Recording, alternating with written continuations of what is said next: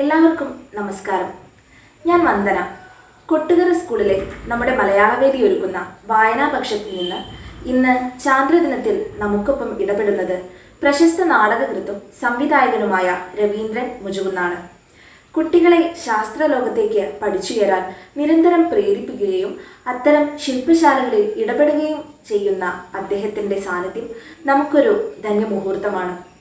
കേരളഗാന്ധി K കേളപ്പനെ കുറിച്ച് ആദ്യത്തെ നാടകം എഴുതി അവതരിപ്പിച്ച് മലയാള നാടക ലോകത്ത് ജനശ്രദ്ധ നേടിയ രവീന്ദ്രൻ സാറിനെ സ്നേഹപൂർവ്വം ക്ഷണിക്കുന്നു നമുക്കൊപ്പം ഇത്തിരി നേരം ഈ ചാന്ദ്രദിനത്തിൽ. മലപ്പുറം ജില്ലയിലെ കൊട്ടൂക്കര സ്കൂളിലെ മലയാളം വേദിയുടെ പ്രിയപ്പെട്ട കൂട്ടുകാർ ഇന്ന് ചാന്ദ്രദിനം പ്രമാണിച്ച് ഒരു പ്രഭാഷണം നടത്താൻ വേണ്ടി, ചില കാര്യങ്ങൾ പറയാൻ വേണ്ടി എന്നെ ക്ഷണിച്ചതിന് ആദ്യമേ തന്നെ നന്ദി രേഖപ്പെടുത്തുകയാണ്. ദിനാചരണങ്ങൾ നമുക്ക് പതിവുള്ളതാണ്. ശാസ്ത്ര, സാഹിത്യ, സാംസ്കാരിക, സാമൂഹ്യ, അതുപോലെ തന്നെ രാഷ്ട്രീയ പ്രാധാന്യമുള്ള ദിനാചരണങ്ങളാണ് പലപ്പോഴും നമ്മൾ നടത്താറുള്ളത്. നമുക്കറിയാം, പുതുവത്സര ദിനം ജനുവരി 1 നമ്മൾ ആഘോഷിക്കാറുണ്ട്. അന്ന് തന്നെയാണ് ആഗോള കുടുംബദിനം. പിന്നെ ഇന്ത്യയുടെ 1ാം സ്വാതന്ത്ര്യ സമര ദിനം 1857 ഇന്ത്യയുടെ 1ാം സ്വാതന്ത്ര്യ സമരത്തിൽ രാജ്യത്തിനായി ജീവൻ ബലിയർപ്പിച്ച സാധാരണക്കാരായ ജനങ്ങളെ ഓർമ്മിക്കുന്ന ഒരു ദിനമുണ്ട്. ജനുവരി 8 ജനുവരി 26 പ്രാധാന്യം നമുക്കറിയാം. റിപ്പബ്ലിക് ദിനമാണ്. ഫെബ്രുവരി 12 നമുക്കറിയാം, ഡാർവിൻ ദിനം ആയിട്ട് നമ്മൾ സ്കൂളുകളിലൊക്കെ പരിപാടികൾ നടത്താറുണ്ട്. മാർച്ച് 8 ലോക വനിതാ ദിനം. മാർച്ച് 22 ലോക ജലദിനമാണ്. ജലത്തിന്റെ പ്രാധാന്യത്തെക്കുറിച്ചൊക്കെ അന്ന് ഒരുപാട് പ്രഭാഷണങ്ങളൊക്കെ നടത്താറുണ്ട്. ആഗസ്റ്റ് 15 സ്വാതന്ത്ര്യ ദിനമാണ്. ഡിസംബർ 25 ക്രിസ്മസ് ദിനം. അന്നൊക്കെ ആ ദിനം വരാൻ വേണ്ടി കാത്തു നിൽക്കുകയാണ്. പിന്നീട് നമ്മളുടെ വിദ്യാലയങ്ങളൊക്കെ അടയ്ക്കുന്ന സമയം. ഇപ്പോൾ വിദ്യാലയങ്ങൾ അടയ്ക്കുന്നില്ല, തുറക്കുന്നില്ല. വല്ലാത്തൊരു പ്രതിസന്ധി കാലഘട്ടത്തിൽ നമ്മൾ പരസ്പരം കാണാതെയാണ് ഇത്തരം ഒരു പ്രഭാഷണം തന്നെ നമ്മൾ നടത്തുന്നത്. ഇങ്ങനെ ഓരോ മാസത്തിലും 365 ദിവസത്തിലെ ഓരോ ദിവസങ്ങളിലും ഓരോ പ്രാധാന്യമുള്ള സംഭവ വികാസങ്ങൾ ഉണ്ടായിട്ടുണ്ട്. ഭൂമിയിലുള്ള സംഭവ വികാസങ്ങളാണ് ഇതൊക്കെ തന്നെ. എന്നാൽ ഇന്ന് ജൂലൈ 21 ഇന്നത്തെ ദിനാചരണത്തിന് ഒരു പ്രത്യേകതയുണ്ട്. ഇവിടെ നമ്മൾ ആചരിക്കുന്നത് നമ്മുടെ നീലാകാശത്ത് നമുക്ക് സുപരിചിതനായ പ്രിയപ്പെട്ട അമ്പിളിമാമന്റെ ഒരു ലോകത്തെക്കുറിച്ച് ഓർക്കാനുള്ള ഒരു ദിനം എന്നുള്ള നിലയ്ക്കാണ് നമ്മൾ ഇന്ന് ആചരിക്കുന്നത്. നമുക്കറിയാം, ചന്ദ്രൻ, ദി മൂൺ എന്ന് ഇംഗ്ലീഷിൽ പറയും. പല പേരുകളിൽ അമ്പിളിമാമൻ അറിയപ്പെടുന്നുണ്ട്. നിങ്ങൾക്ക് നിങ്ങളുടെ കുട്ടിക്കാലത്ത് അമ്പിളിമാമൻ നിങ്ങളുടെ ഒരു പ്രിയപ്പെട്ട കഥാപാത്രമായിരുന്നു. പച്ചിലകൾക്കിടയിലൂടെ ഊർന്നിറങ്ങുന്ന നിലാവ് വെളിച്ചത്തെക്കുറിച്ച് ഒരുപാട് കവിതകളും അതുപോലെ തന്നെ അമ്പിളിമാമനെ കുറിച്ച് ഒരുപാട് കഥകളും നമ്മൾ വായിച്ചിട്ടുണ്ട്. പാടിയും പറഞ്ഞും നമ്മൾ ഈ പ്രതിഭാസത്തെ പുകഴ്ത്തിയിട്ടുണ്ട്. കവിതകളായി, പാട്ടുകളായി, കഥകളായിട്ട് നമ്മളുടെ മനസ്സിൽ ഇപ്പോഴും അമ്പിളിമാമനുണ്ട്, അല്ലെങ്കിൽ ചന്ദ്രനുണ്ട്. അത്തരം കവിതകളും കഥകളൊക്കെ തന്നെയും മലയാള ഭാഷയുടെ സൗന്ദര്യവും സൗരഭ്യവുമായി നിലനിന്നിരുന്നു എന്നുള്ളതാണ് ഞാൻ മനസ്സിലാക്കുന്നത്. നിങ്ങൾക്കറിയാം, നിങ്ങൾ വളരെ കുട്ടിക്കാലത്ത് തന്നെ പാടി പതിഞ്ഞ ഒരു പാട്ടുണ്ട്. അമ്പിളിമാമന്റെ വെള്ളിത്തളികയിൽ തുമ്പപ്പൂ കണ്ടോ ചെങ്ങാതി, കുമ്പിളുമായത താരകൾ പോകുന്നു മിന്നാമിനുങ്ങിന്റെ മാതിരി. ഞാൻ ടോണിലൊന്നല്ല പാടുന്നത്. അതുപോലെ തന്നെ ഒരു പാട്ട്, അമ്മേ അമ്മേ അമ്മേ നമ്മുടെ അമ്പിളി മാമൻ എപ്പം വരും, അമ്പിളിത്താരകൾ കുഞ്ഞിന്റെ കൂടെ അത്താഴമുണ്ണാനൊപ്പം വരും. ഇത്തരം പാട്ടുകളൊക്കെ തന്നെയും നമ്മളുടെ മനസ്സിൽ ഒരുപാട് നാളുകളായി പ്രതിഷ്ഠിച്ചു കഴിഞ്ഞതാണ്. അതുപോലെ തന്നെ സൂര്യനെ കുറിച്ച് സിനിമാ പാട്ടില്ലേ, അന്തിക്കടപ്പുറത്ത് ഓലക്കുടയുമായി നാലും കൂട്ടി മുറുക്കി വരുന്ന സൂര്യനെ കുറിച്ചുള്ള പാട്ട്. ഒരുപാട് കഥകളുണ്ട്, കടങ്കഥകൾ. ആയിരം പറ അവിലിൽ ഒരു തേങ്ങാപ്പൂട്. നക്ഷത്രങ്ങളെ കുറിച്ചും ചന്ദ്രനെ കുറിച്ചും പറയുന്ന നമ്മൾ വളരെ മുമ്പ് കേട്ട ഒരു കടങ്കഥ ശീലാണത്. കരയില്ലാ കടലിലെ കൊച്ചോടം, തുഴയില്ലാതോടുന്ന കൊച്ചോടം. ഇതൊക്കെ തന്നെ നമ്മൾ അമ്പിളിമാമനെ കുറിച്ച് പറഞ്ഞ് ശീലിച്ച ഓരോ കടങ്കഥകളാണ്. അങ്ങനെ പിച്ചവെച്ച് നടന്നു തുടങ്ങുന്ന കാലം മുതൽ നമ്മുടെ കൂടെയുള്ള ഒരു മിത്ത് പിന്നീട് യാഥാർത്ഥ്യമായി തീരുന്നതിന്റെ ഒരു ദിനമാണ് ഈ ദിനം. നാം ഓടുമ്പോൾ നമ്മുടെ കൂടെ ഓടും, നമ്മൾ ചാടുമ്പോൾ കൂടെ ചാടും, നക്ഷത്രങ്ങൾക്കിടയിലൂടെ വെളിച്ചം വിതറും. അങ്ങനെയുള്ള ചന്ദ്രനെ, അമ്പിളിമാമനെ ഓർക്കുന്ന ഒരു ദിനമാണ് ചാന്ദ്രദിനം എന്നുള്ള രീതിയിൽ നമ്മൾ ജൂലൈ 21 ഇന്ന് നമ്മൾ ആഘോഷിക്കും. ഇങ്ങനെ കഥയിലും കവിതയിലും പാടിപ്പുകട്ടിയ ഈ അമ്പിളി ചങ്ങാതിയുടെ ഒരു ലോകം നമ്മൾ പരിചയപ്പെടുന്ന ഒരു ദിനം കൂടിയാണ്. ഭൂമിയിൽ നിന്ന് 3,84,404 കിലോമീറ്റർ ദൂരെ ആണ് ഈ ചന്ദ്രമണ്ഡലം സ്ഥിതി ചെയ്യുന്നത്. ഈ മഹാഭൂമിയുടെ ഒരു ഉപഗ്രഹമാണ് ചന്ദ്രൻ. സ്വയം തിരിയുന്നതോടൊപ്പം 27 ദിവസം 7 മണിക്കൂർ 43 മിനിറ്റ് കൊണ്ട് അത് ഭൂമിയെ ഒരു തവണ വലം വെച്ച് തീരും. ഇങ്ങനെയുള്ള ഈ ചന്ദ്രന്റെ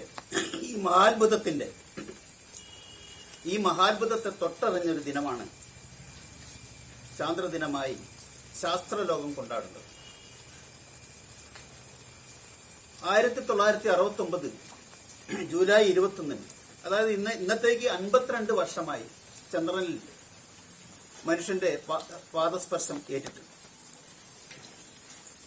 ഇതിന് നേതൃത്വം കൊടുത്തത് അമേരിക്കയാണ്, United States of America, US. അവര് ഒരു ചാന്ദ്ര പരിവേഷണ ഇൻസ്റ്റിറ്റ്യൂട്ട് ഉണ്ട്, നാസ എന്നാ പറയാ. അതിന്റെ full form national aeronautic and administration.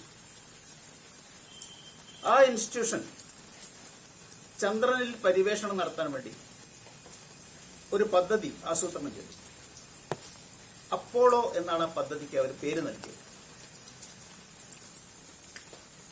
ദീർഘനാളത്തെ പരീക്ഷണ നിരീക്ഷണ ഗവേഷണങ്ങൾ അവിടെ ഇങ്ങനെ ഇതുമായി ബന്ധപ്പെട്ട് നടന്നു വന്നു. ചാന്ദ്രമണ്ഡലത്തിലേക്ക് യാത്ര പോകാനുള്ളൊരു വാഹനം അവർ തയ്യാറാക്കി. ഈഗിൾ എന്നായിരുന്നു ആ ചന്ദ്രവാഹനത്തിന്റെ പേര്. 50 ടൺ ഭാരമുള്ള ഒരു ശൂന്യാകാശ യാനമാണ്, അല്ലെങ്കിൽ ശൂന്യാകാശ വാഹനമാണ് അവരുണ്ടാക്കിയത്. ആ 50 ടൺ ഭാരത്തെ മുന്നോട്ട് നയിക്കാൻ അതിശക്തിയുള്ള ഒരു റോക്കറ്റ്, സാറ്റേൺ റോക്കറ്റ് എന്നാണ് അതറിയപ്പെട്ടത്. ഈ പദ്ധതി, അപ്പോളോ എന്നുള്ള പദ്ധതി, അപ്പോളോ 11 എന്ന് പേരിട്ട ഒരു ബഹിരാകാശ യാത്രാ പദ്ധതിയായിരുന്നു. 3 പേരാണ് അന്ന് ഈ ചാന്ദ്ര വാഹനത്തിൽ കയറി യാത്ര പോയത്. നിങ്ങൾക്കറിയാം, ചരിത്രത്തിൽ നിങ്ങൾ എക്കാലവും മറന്നുപോകാതെ ഓർമ്മിക്കുന്ന ആ 3 നാമങ്ങൾ: Neil Armstrong, Edwin Aldrin, Michael Collins. ഇതിൽ മൂന്നാമത്തെ മൈക്കൽ കോളിൻസ് ആണ് ചന്ദ്രോപരിതലത്തിലേക്കുള്ള യാത്ര പോകേണ്ടുന്ന മാതൃവാഹനത്തെ നിയന്ത്രിച്ചുകൊണ്ടിരുന്നത്. ആ മാതൃവാഹനത്തിൽ നിന്ന് ഈഗിൾ വേർപെടുകയും അത് ചന്ദ്രനിൽ അത് ഇറങ്ങുകയുമാണ് ചെയ്യുന്നത്. ചന്ദ്രനിൽ ആദ്യം കാലുകുത്തിയ മനുഷ്യന്റെ പ്രതിനിധി എന്ന നിലയ്ക്ക് നമുക്ക് അറിയപ്പെടുന്നത് നീൽ ആംസ്ട്രോങ് ആണ്. ആദ്യമായി അദ്ദേഹത്തിന്റെ പാദസ്പർശമാണ് ഉണ്ടായിട്ടുള്ളത്. പാദസ്പർശം ഉണ്ടായ ഉടനെ അദ്ദേഹം റേഡിയോയിലൂടെ ലോകത്തോട് ഇങ്ങനെ പറഞ്ഞു, ഒരു വ്യക്തിക്ക് ഇത് ചെറിയൊരു കാൽവയ്പാകാം, എന്നാൽ മനുഷ്യവർഗത്തിന് ഒരു വലിയ കുതിച്ചുചാട്ടമാണ് ഇത് എന്നാണ് അദ്ദേഹം നീൽ ആംസ്ട്രോങ് ചന്ദ്രനിൽ കാല് കുത്തിയ ഉടനെ തന്നെ ലോകത്തോട് റേഡിയോയിലൂടെ സംസാരിച്ചു. ഇത് യഥാർത്ഥത്തിൽ മനുഷ്യന്റെ നിയന്ത്രിതമായ ശാസ്ത്രത്തിന്റെ ഒരു വളരെ മഹത്തായ ഒരു നേട്ടം തന്നെയാണ്. മനുഷ്യൻ അപാരമായ ശക്തിവിശേഷമുള്ള ബുദ്ധിശക്തിയുള്ള ഒരു ജീവിയാണ്. പ്രസ്തുത വിഖ്യാതനായ സാഹിത്യകാരൻ, വിഖ്യാത ശാസ്ത്രകാരനല്ല, വിഖ്യാത സാഹിത്യകാരനായ മാക്സിം ഗോർക്കി മനുഷ്യനെ കുറിച്ച് പറഞ്ഞിട്ടുള്ളത്, മനുഷ്യൻ എത്ര മനോഹരമായ പദം എന്നാണ്. അവനോട് കഴിവും ബുദ്ധിയും ശക്തിയും മറ്റേത് ജീവിക്കാനുള്ളത്? എന്നാൽ ഈ ഭൂമിയിലെ അനേകായിരം ജീവികളിൽ ഒന്ന് മാത്രമാണ് മനുഷ്യൻ. നമ്മളങ്ങനെ അഹന്ത കൊള്ളേണ്ടതില്ല. അങ്ങനെ ഈ മനുഷ്യൻ അവൻ ചിന്തിച്ച് ചന്ദ്രനിലും ചൊവ്വയിലും ശുക്രനിലേക്കും ഒക്കെ തന്നെ പരിവേഷണ സംഘങ്ങളെ അയക്കുകയാണ്. എന്ന് പറഞ്ഞാൽ മഹാത്ഭുതങ്ങളുടെ സൃഷ്ടാവാണ് മനുഷ്യൻ, ഈ മഹാമനുഷ്യൻ. അപ്പോൾ അങ്ങനെയുള്ള ഒരു മഹാമനുഷ്യന്റെ മഹത്തായ കണ്ടുപിടുത്തമാണ് ചന്ദ്രൻ എന്ന നമ്മളുടെ സങ്കല്പത്തെ യാഥാർത്ഥ്യമായി നേരിട്ടറിയാനുള്ള അവസരമായി മാറി 1969. നിങ്ങളെല്ലാം വിദ്യാർത്ഥികളാണ്. നിങ്ങൾക്ക് നിങ്ങളുടെ ജീവിതത്തിന് വളരെയധികം സഹായകമായ വിഷയമാണ് ഈ ആസ്ട്രോണമി എന്നുള്ളത് മനസ്സിലാക്കുക. ചന്ദ്രനെക്കുറിച്ചും നക്ഷത്രങ്ങളെക്കുറിച്ചും അതുപോലെ തന്നെ ഗ്രഹങ്ങളെക്കുറിച്ചുമുള്ള അല്ലെങ്കിൽ ക്ഷീരപഥത്തെക്കുറിച്ചൊക്കെയുള്ള പഠനത്തെയാണ്, സയന്റിഫിക് ആയിട്ടുള്ള പഠനത്തെയാണ് ആസ്ട്രോണമി കൈകാര്യം ചെയ്യുന്നത്. അതുപോലെ തന്നെ ആസ്ട്രോഫിസിക്സ് എന്നുള്ളത്, ആസ്ട്രോഫിസിക്സ് എന്ന് പറഞ്ഞാൽ നമ്മുടെ ഗ്രഹങ്ങൾ, അതുപോലെ തന്നെ നക്ഷത്രങ്ങൾ, ഗാലക്സികൾ, ഇവയുടെയൊക്കെ തന്നെ രസതന്ത്രങ്ങൾ, അതുപോലെ തന്നെ അതിന്റെ ഭൗതികമായ കാര്യങ്ങളൊക്കെ തന്നെ പഠിക്കുന്ന സയൻസിന്റെ ഒരു ശാസ്ത്രശാഖയാണത്. അപ്പോൾ ഈ ആസ്ട്രോണമിയും ആസ്ട്രോഫിസിക്സിലും നമുക്ക് പഠനം നടത്തി മുന്നേറാനുള്ള ഒരുപാട് സാധ്യതകളുണ്ട് എന്നുള്ളത് ഈ കൂട്ടത്തിൽ നമ്മൾ ഓർക്കണം. അപ്പം നമ്മൾ ഒരു ശാസ്ത്ര വിഷയം കൈകാര്യം ചെയ്യുമ്പോൾ അത് മനുഷ്യ സമൂഹത്തിന് എങ്ങനെ ഉപയോഗപ്പെടും എന്നുള്ളതാണ് നമ്മൾ നോക്കേണ്ടത്.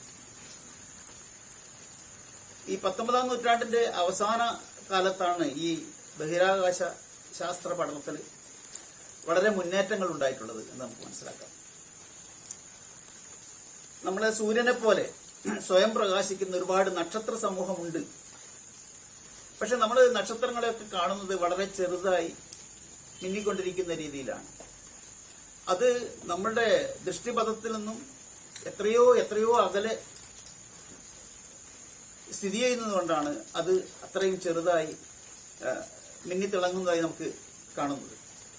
അതുപോലെ തന്നെ ഈ ഒരു ആസ്ട്രോണമി എന്നുള്ള വിഷയം നമ്മളുടെ ശാസ്ത്ര ശാഖയായ കെമിസ്ട്രിയായും ബയോളജിയായും ജിയോ ഫിസിക്സ്, അങ്ങനെ മെറ്റീരിയോളജി മുതലായ വിവിധ ശാഖകളുമായി ബന്ധമുള്ള ഒരു സയൻസ് വിഭാഗമാണ്. അപ്പോൾ 1961 ഈ യഥാർത്ഥത്തിൽ ഈ അപ്പോളോ പദ്ധതി അമേരിക്ക ആരംഭിക്കുന്നത്. ആദ്യത്തെ ശ്രമം തന്നെ പരാജയപ്പെടുകയാണ്. അത് ആ റോക്കറ്റ് അതിന്റെ ആരംഭഘട്ടത്തിൽ തന്നെ ഭൂമിയിൽ തന്നെ കത്തി അമരുകയും 3 ആളുകൾ കത്തിച്ചാമ്പലാകുകയും ചെയ്തു. പിന്നെ അപ്പോളോ 7 എന്നുള്ളത് 1968 അപ്പോളോ 7. അപ്പോളോ 7 പദ്ധതി പ്രകാരം 3 യാത്രികർ ഭൂമിക്ക് ചുറ്റും ഇങ്ങനെ സഞ്ചരിക്കുകയുണ്ടായി. അപ്പോളോ 9 ചന്ദ്രന്റെ ഉപരിതലത്തിൽ പ്രവേശിച്ചു. ചന്ദ്രന്റെ ഉപരിതലത്തിൽ പ്രവേശിക്കാനുള്ള ഗവേഷണം വിജയിച്ചത് അപ്പോളോ 9 കൂടിയാണ്. അപ്പോളോ 10 അവിടെ ചന്ദ്രോപരിതലത്തിന്റെ 15 കിലോമീറ്റർ അടുത്ത് അവരുടെ ചാന്ദ്രവാഹനം എത്തിക്കാൻ കഴിഞ്ഞു. അപ്പോളോ 10 എന്ന പദ്ധതി പ്രകാരം. പിന്നീടാണ് ഈ എല്ലാ ഗവേഷണത്തിന്റെയും പര്യവേഷണത്തിന്റെയും ഒരു റിസൾട്ട് എന്ന നിലയ്ക്കാണ് അപ്പോളോ 11 1969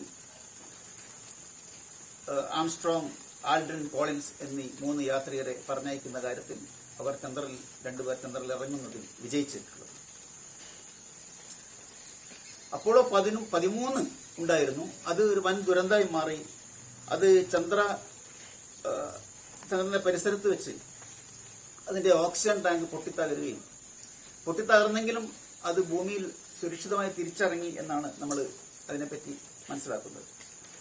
ഇപ്പോൾ ചന്ദ്രനിലെ മണ്ണ് ശേഖരിച്ചു. അവിടെ ചന്ദ്രനിൽ നമുക്ക് മനസ്സിലാക്കാൻ പറ്റി വായുവോ വെള്ളവുമില്ല. ഒരുപാട് പര്യവേഷണങ്ങൾ തുടർന്ന് നടത്തിക്കൊണ്ടിരിക്കുകയാണ്. ഒരുപക്ഷെ നാളത്തെ ഒരു ലോകം, നമ്മളുടെ തലമുറ, നമ്മൾ സാധാരണ മറ്റൊരു സ്ഥലത്ത് പോകുന്നത് പോലെ ചാന്ദ്രവാഹനത്തിൽ കയറി ചന്ദ്രനിൽ പോവുകയും ഒരുപക്ഷെ ജനസമൂഹം നാളെ അവിടുത്തെ ചന്ദ്രോപരിതലത്തിൽ താമസിക്കുന്ന ഒരു കാലം വന്നുകൂടായികയില്ല എന്നാണ് ശാസ്ത്രത്തിന്റെ ഇത്തരം നേട്ടങ്ങൾ നമ്മളെ ഓർമ്മപ്പെടുത്തുന്നത്. നമുക്ക് ചന്ദ്രോപരിതലത്തിൽ ഒരുപാട് കലകളൊക്കെ നമുക്ക് ഭൂമിയിൽ നിന്ന് നോക്കിയാൽ കാണാം. ചന്ദ്രക്കലകൾ എന്നാ പറയാ. ചില മാനുകളുടെ രൂപത്തിലൊക്കെ തന്നെ ചില കലകൾ നമ്മൾ കാണും. യഥാർത്ഥത്തില് അത് അഗ്നിപർവ്വതങ്ങളുടെ മുഖങ്ങളാണ് എന്നാണ് പിന്നീട് തിരിച്ചറിഞ്ഞത്. ഗലീലിയോയുടെ കാലം മുതൽ ഈ പര്യവേഷണങ്ങളൊക്കെ അതുമായി ബന്ധപ്പെട്ട് നടന്നു വരുന്നുണ്ട്. യഥാർത്ഥത്തില് ഉൽക്കകൾ വീണിട്ട് മഹത്തായ ഗർത്തങ്ങൾ അവിടെ ചന്ദ്രന്റെ ഉപരിതലത്തിൽ രൂപപ്പെട്ടിട്ടുണ്ടെന്ന് സയൻസ് മാസികകളിലൊക്കെ വായിക്കാൻ കഴിയും. അപ്പോൾ അതുപോലെ തന്നെ ഈ ചന്ദ്രന്റെ ഗുരുത്വാകർഷണ മൂലം അതിന്റെ പരിസരത്തിലുള്ള പൊടിപടലങ്ങളെല്ലാം തന്നെ നിരന്തരം ഇങ്ങനെ അബ്സോർബ് ചെയ്യുകയാണ്. അങ്ങനെയുള്ള ഒരു ഉപരിതലമാണ് ചന്ദ്രന്റെ ഉപരിതലം. നാളെ അവിടെ മനുഷ്യന്റെ പാർപ്പിടമായിക്കൂടാ എന്ന് നമുക്ക് ചിന്തിക്കാവുന്നതാണ്. ആ നിലയിലുള്ള ഈ പഠന സാധ്യതകളിൽ ആസ്ട്രോണമിയിലും ആസ്ട്രോഫിസിക്സിലും ഒക്കെ തന്നെ നല്ല ശാസ്ത്രജ്ഞന്മാർ നമ്മളുടെ ഈ സ്കൂളിൽ നിന്ന് ഉണ്ടായിത്തീരണം. അതിനുള്ള ഒരു പ്രേരണ ഈ ഒരു ചെറിയ ഒരു സംഭാഷണം കൊണ്ട് ഉണ്ടായിത്തീരട്ടെ എന്ന് ആശംസിച്ചുകൊണ്ട് ഞാൻ എൻ്റെ വാക്കുകൾ നിർത്തുന്നു. നമസ്കാരം.